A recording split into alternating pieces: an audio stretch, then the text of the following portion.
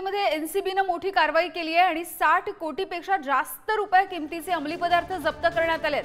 या कारवाईमध्ये 3 आरोपींना अटक करण्यात आली आहे। मुंबईमध्ये ही कारवाई झाली आहे। मुंबईच्या नागपाडा आणि डोंगरी भागामधली ही कारवाई आहे। याविषयी प्रशांत अंकुशराव आमचे प्रतिनिधी आहेत आपल्या सोबत। प्रशांत, एकीकडे मुख्यमंत्री यांनी सांगितलं की जे अंमली पदार्थाच्या धंद्यामध्ये आहेत त्यांची जी बांधकाम आहेत ती उद्ध्वस्त करा, त्याच्यावर बुलडोजर फिरवा।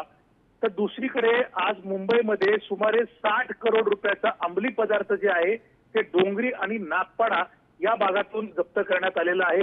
ही नार्कोटिक्स कंट्रोल ब्युरो म्हणजे केंद्रीय पथकाची ही कारवाई आहे। नार्कोटिक्स कंट्रोल ब्युरोची ही कारवाई धडक जरी असली तरी यापूर्वी देखील डोंगरी आणि नागपाडा या विभागामध्ये अशा प्रकारचा अंमली पदार्थाचा कारखाना जो आहे तो उद्ध्वस्त करण्यात आला होता। मात्र अजूनही अशा प्रकारची प्रशांत कारवाई झालेली आहे। आणखी काही धागेदोरे पोलिसांच्या हाती लागतात का हे बघणं महत्त्वाचं असेल।